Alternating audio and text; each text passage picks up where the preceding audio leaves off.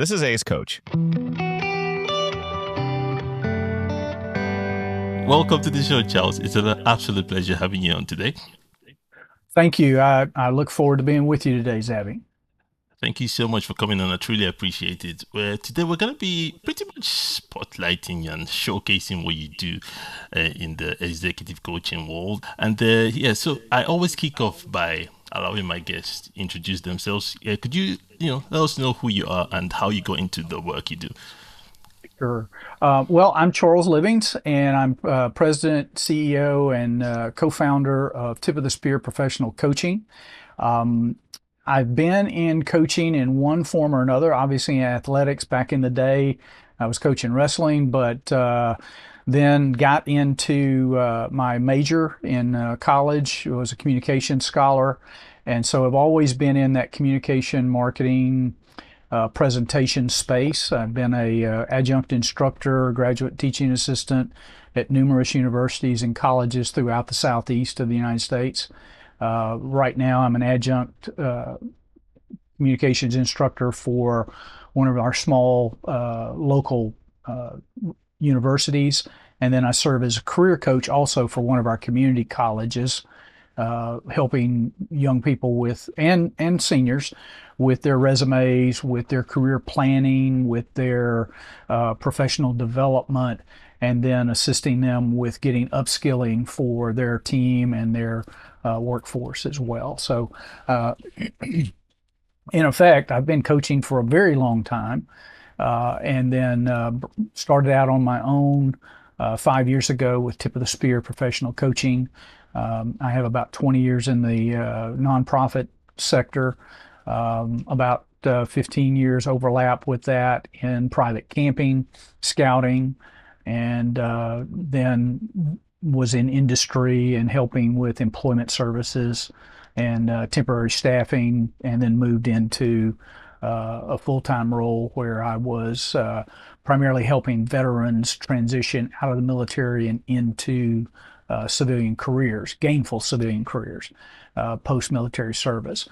And the trick to all of that was helping them with command of their stories and understanding how to take perspective, put themselves in the chair on the other side of the desk, and to show them the value that they bring to the table. And so, with that in mind, I recognize that in one way or another, we are all in transition. You're transitioning from young adulthood into mature adulthood, whatever that might be. And of course, it varies for all of us. My spouse tells me that at 65, I still have some moments that I need to grow up a little bit as well. We are transitioning into empty nesting. Our children are up and gone, and they are out in their careers and trying to get their little professional legs under them. And so, just with that in mind, people are always in one transition, or they're getting ready for transition, right? And that's where I come in, helping them with that career perspective, making sure they have a career plan, that they're working on that plan, and developing that network that can keep them informed about trends or pivots that are happening in the field. And of course, sometimes we get to a point where we're just like, I have always wanted to do this. And my example is watercolor. I love watercolor paintings and the medium. So I've decided that I'm learning watercolor now. And so I'm working at that. I'm not very good at it, of course, but that's only because I've only been working at it for a little bit. With that in mind, I kind of bring that perspective to everybody about, what's next. And that's what I want to see myself doing, is empowering what's next for my clientele and those on the other side of the desk as well.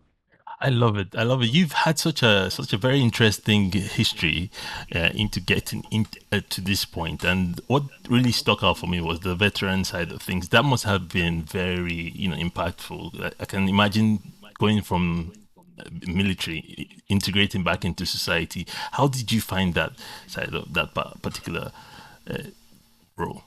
Well, it's truly fascinating to me. I mentioned my scouting experience. I was raised in a scout troop with several senior NCOs and a couple field grade officers, and so with that in mind, they taught us some real fundamentals of leadership. Mm, Always take care of your team, make sure they've got what they need, and then let them do their job, help them do their job. And so with that mindset, one of the things that you find is that leadership always recognizes leadership. It also recognizes when there's not leadership, there's a vacuum, right? mm, And so, for whatever reason, some would call it providence, and I do believe in that. But because of that fundamental awareness of leadership and working with people, uh, we always ended up gravitating towards each other in one way or another because we shared those same common values and exercised those same attributes. And so, with that, I've always worked for them or hired them, or in some way we learn, found each other and we get engaged and we start pulling together and making a collaborative effort out of it. So, with that in mind, it was very rewarding because for me, it was really paying forward what other people had poured into me as a young adolescent, right?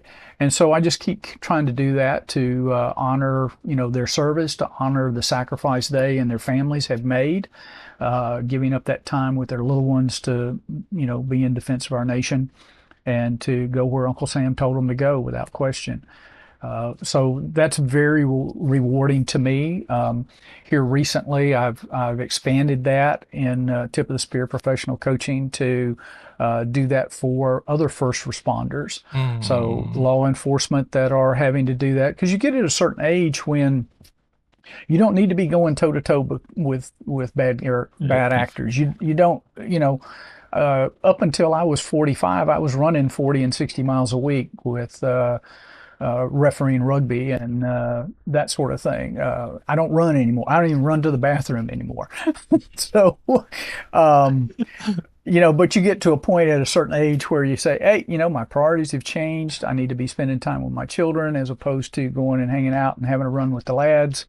Thoroughly enjoyed it. It was very rewarding to me.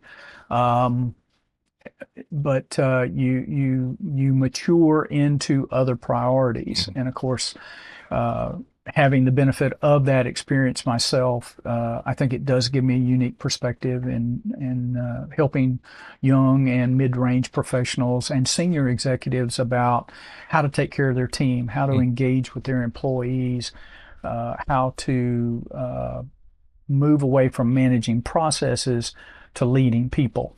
And that's an art. There's not a science to it, and it just takes experience, quite frankly.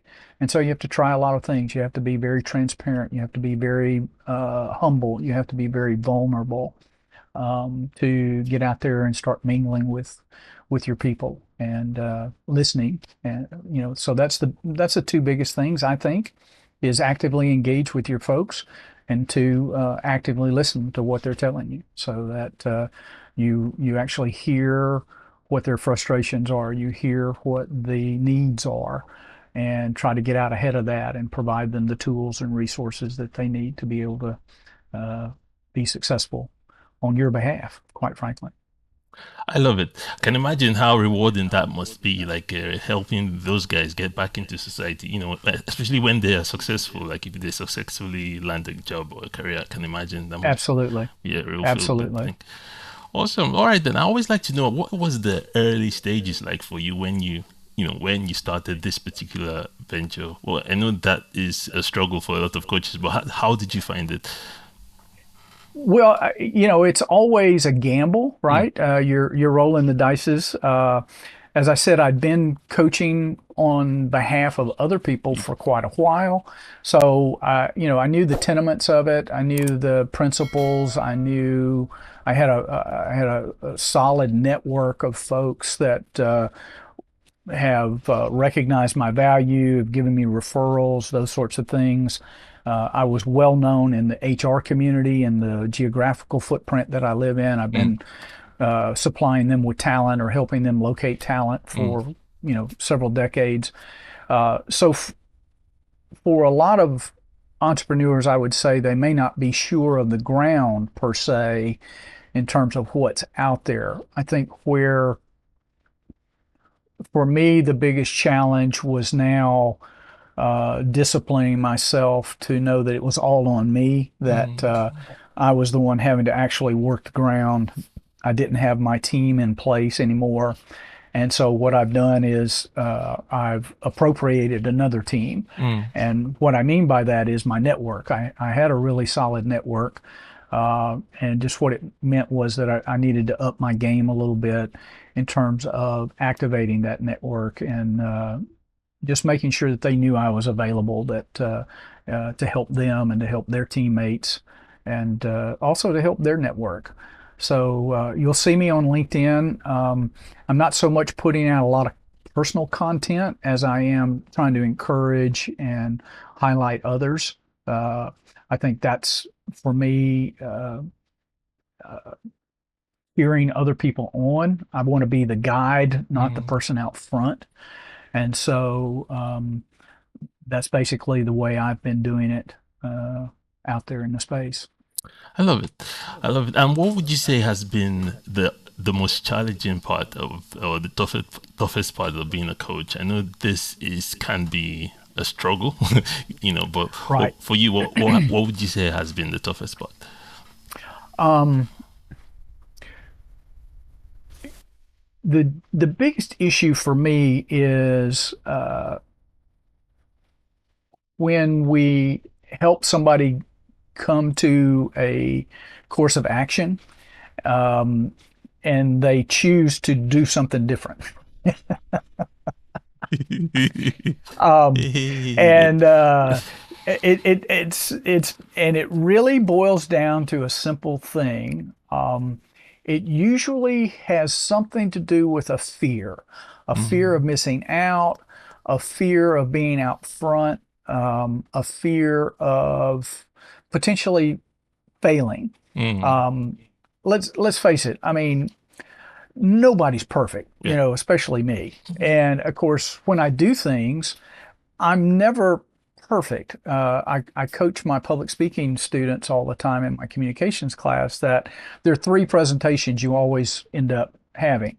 Uh, the one you want to give, the one you actually gave, and then the one you war game afterwards and say, "Oh, I should have said this. I should have said the one you wish you had." Right? Every course of action that we take, we can analyze it under those same three lenses, right? And so, worrying about not getting it right, not getting it perfect, not getting it the way we want, we didn't get the desired outcome we wanted. Is that a success or is that a failure? Well, okay, so it's an 85% success, or hey, it's a 60% success. Um, my experience has been I always would prefer a 60% success as opposed to a 100% perfect plan that never got implemented. Mm, Um, because 60% we can make some adjustment. We can shift windage and elevation. A little left, a little right. Uh, let's do something, guy. And of course, so I'm really excited about the opportunity that you're doing to learn from other entrepreneurs about what they're perceiving as success. What do they, see happening with their systems and their interactions about making accomplishment and moving the needle, just a little bit every day.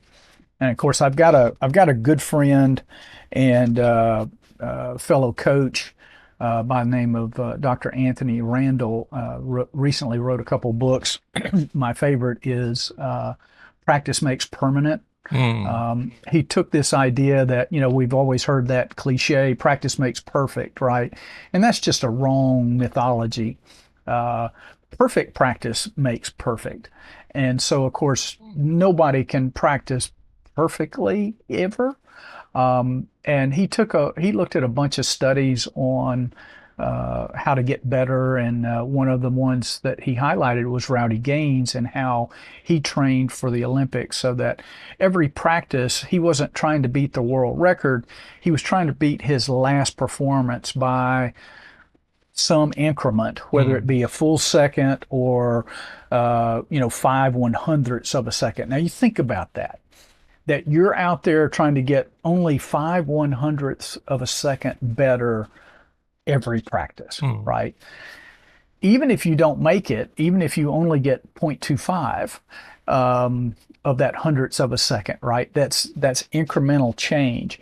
And so the lesson for us is if we incrementally work every day a little bit to get a little bit better over time, over a career, we're going to be pretty good at the end of it. And hey, halfway, we're going to be pretty outstanding, as opposed to so many folks that are just hanging out in the office and not really working all that hard, or because of their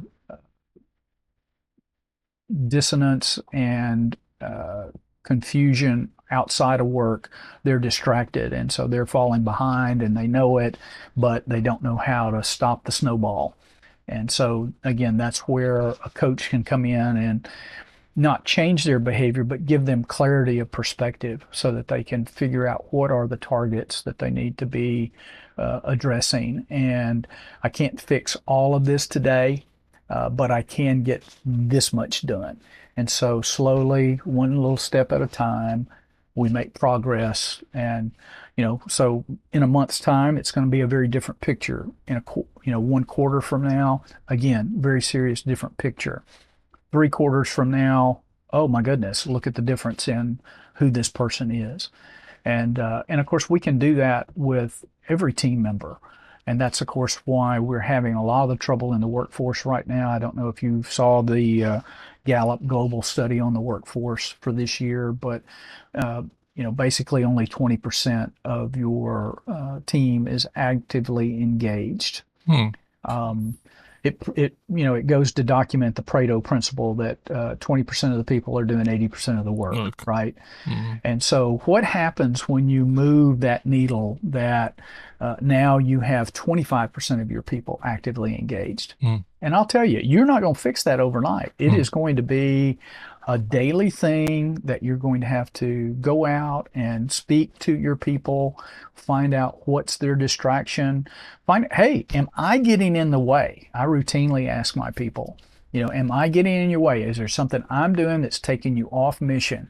That sort of thing.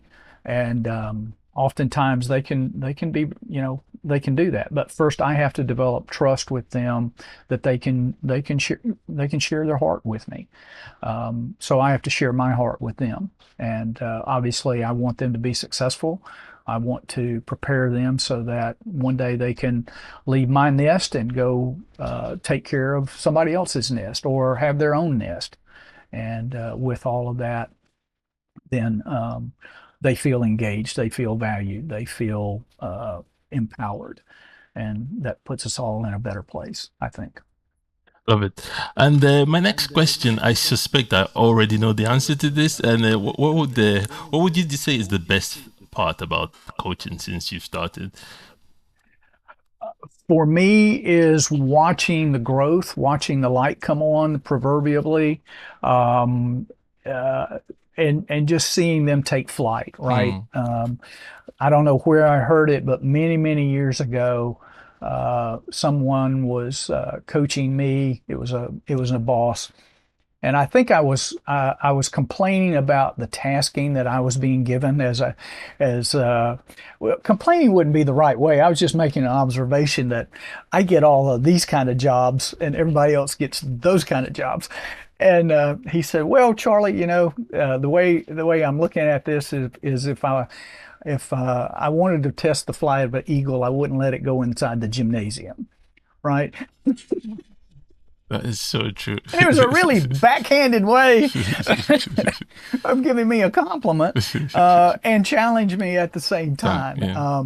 It took a little while for that to gel, Yeah. but since then, it really has become a challenge Mm, for me, and a calling challenge to a lot of folks whenever, we all feel overwhelmed at mm, points.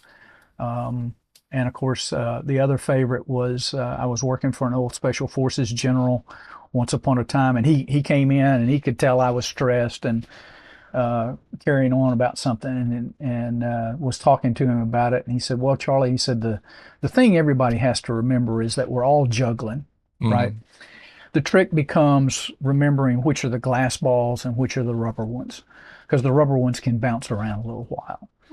And mm. that's the thing I would tell you to all entrepreneurs, that there are a lot of rubber balls. Um, be sure you're identifying which are the glass balls, and don't ever lose sight of them. Um, and I like that. so with that, I think that's my operating style.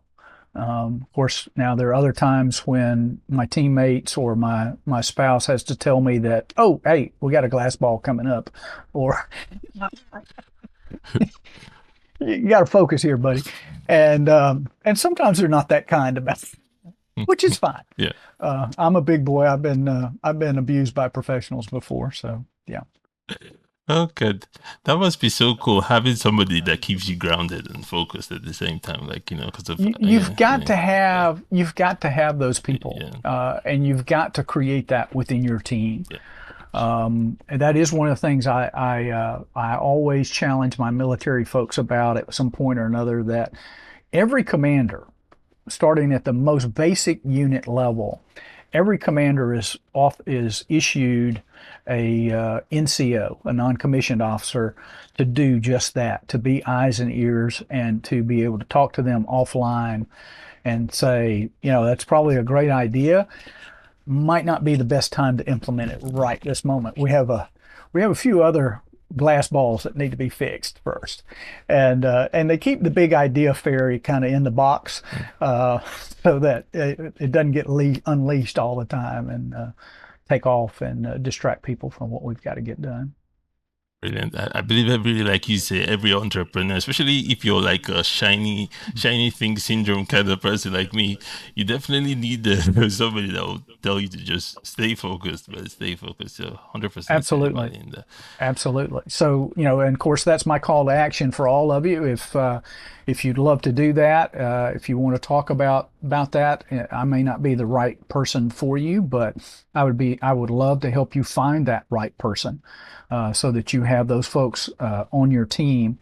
And of course, that's the other piece to it that I always have to challenge people, that transition is a team sport. Mm, So many folks look at it as, well, I'm gonna, I'm embracing the grind, and I'm gonna get to the top of the hill, and the little train that thought he could, that thought he could, that thought he could, and that's great. But one of my other inspirations is Chris Voss, and he routinely uses this proverb. It's an old African proverb, I'm told, that if you want to go fast, go alone. mm, If you want to go far, go together. So, there are times that you need to go fast. I agree.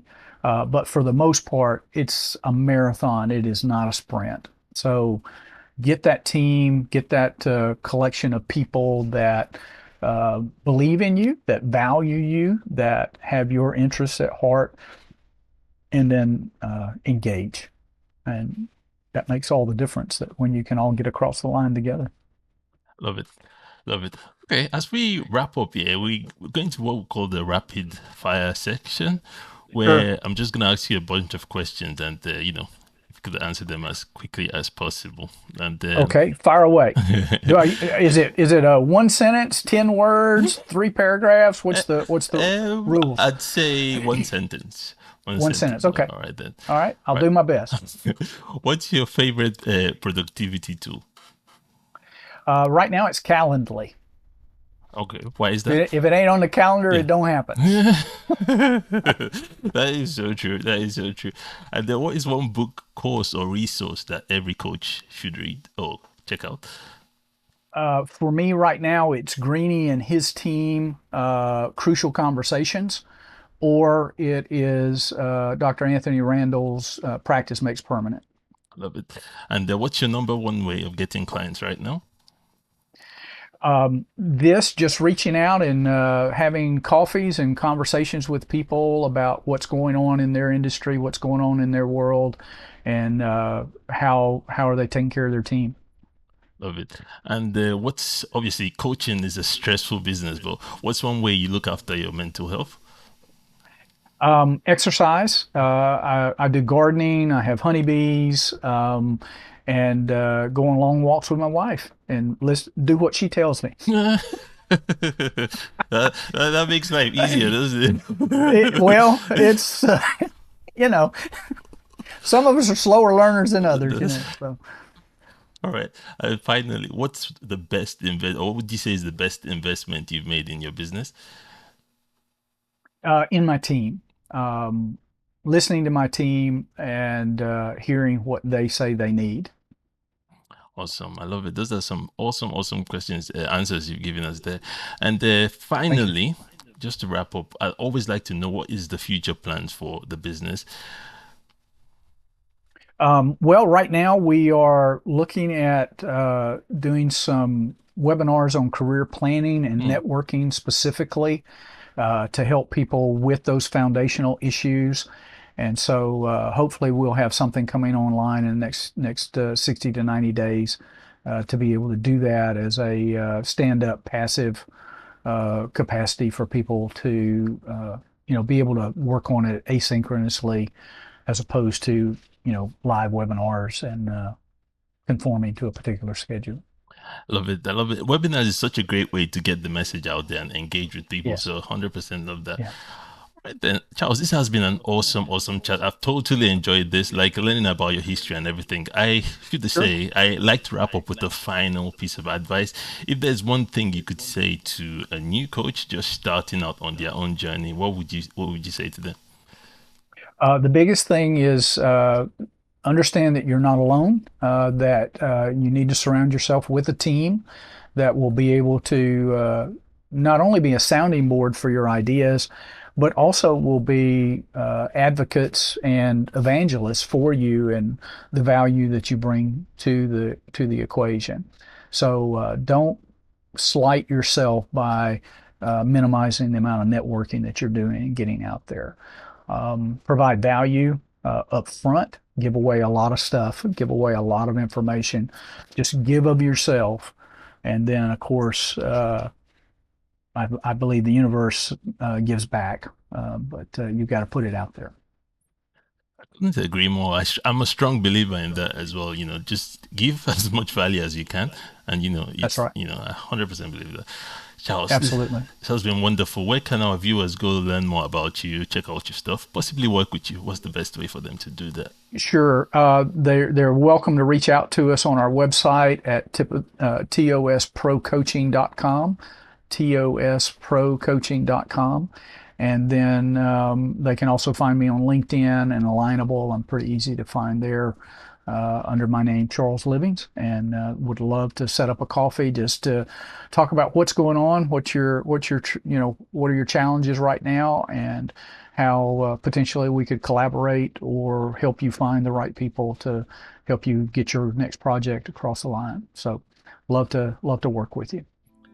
But this has been awesome, and we're gonna include all of that in the show notes for anyone that wants to check it out. Charles, I once appreciate that. once again, this has been an absolute blast. Thank you so much for coming on, and I truly appreciate it. It's been a pleasure and a privilege, and thanks so much for doing this, Zabby. And if I can help you and your team anytime, I'm as close as a text or email, and look forward to working with you guys.